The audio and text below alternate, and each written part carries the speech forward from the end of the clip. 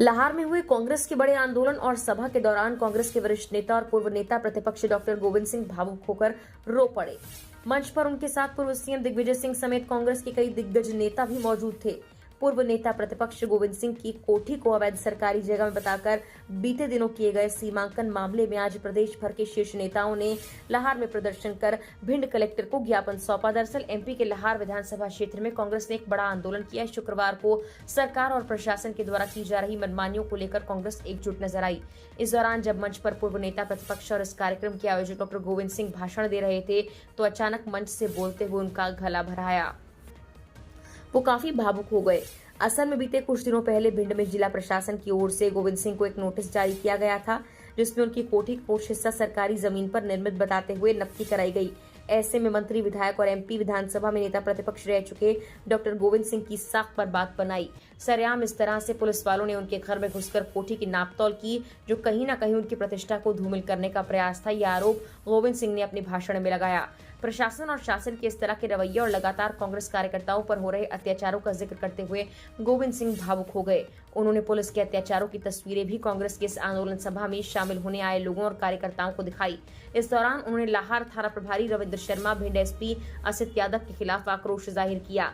Doctor Govind का गला उस वक्त भावुक होते हुए भर आया जब उन्होंने मंच पर बैठे नेताओं से प्रार्थना की कि भले ही आज कोई उनकी मदद न करे, लेकिन जिन लोगों ने खून पसीना लगाया उन लोगों को चेताना पड़ेगा।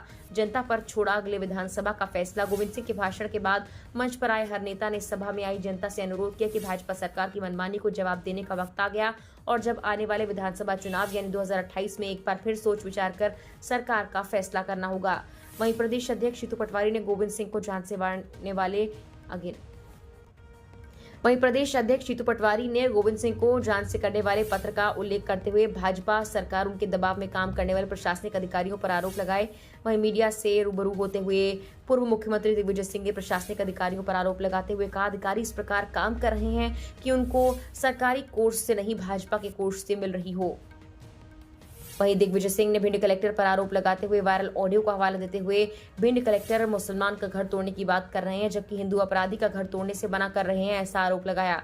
मीडिया से बातचीत करते हुए प्रदेश अध्यक्ष पटवारी ने कहा कि प्रशासनिक अधिकारी भाजपा कार्यकर्ता के रूप में काम कर रहे हैं और मैं अपनी सर्विस ग्रुप का पालन करना पूरी तरीके से भूल चुके हैं।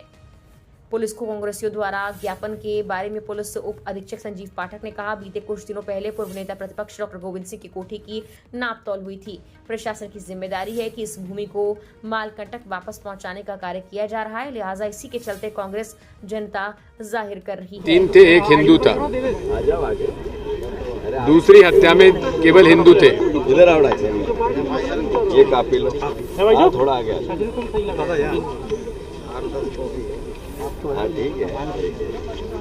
ये विरुद्ध भारतीय न्याय संहिता 2023 के अंतर्गत जिला कलेक्टर महोदय ने फोन पर विनोद जैन को फोन पर कहा कि मैं हिंदुओं के घर पर बुलडोजर नहीं चलाऊंगा, केवल मुसलमानों के घर पर बुलडोजर चला सकता हूं। ये हिंदू मुसलमान का ये मसला है। तो ये तो घोर अपराध है और भारतीय न्याय संहिता 2023 के अंतर्गत 152, 196, 198, 351, 61 और मध्य प्रदेश डकैती अधिनियम के अंतर्गत 11/13 के तहत प्रकरण पंजीबद्ध कार्रवाई करने का कष्ट करें। ये हमने एफआईआर दर्ज करा दी है। अगर ये दबाव में यहाँ पे टीआई साहब एफआईआर दर्ज नहीं करेंगे तो हमें न्यायालय की शरण लेनी पड़ेगी और न्यायालय में एफआईआर दर्ज कराने के लिए केस दर्ज कराएंगे। धन्यवाद।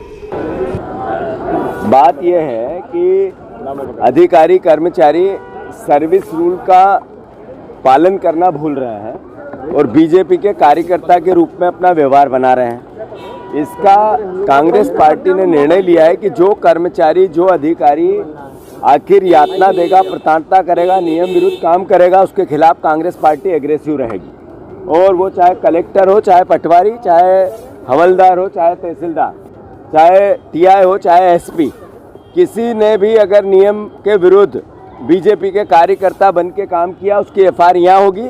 और इसके बाद यहाँ अगर थाने ने अपना काम नहीं किया तो हम अपना कोर्ट से काम करेंगे। अब अधिकारियों को समझना पड़ेगा कि सरकार की नौकरी करते हैं, वो नौकरी बीजेपी की नहीं करते हैं।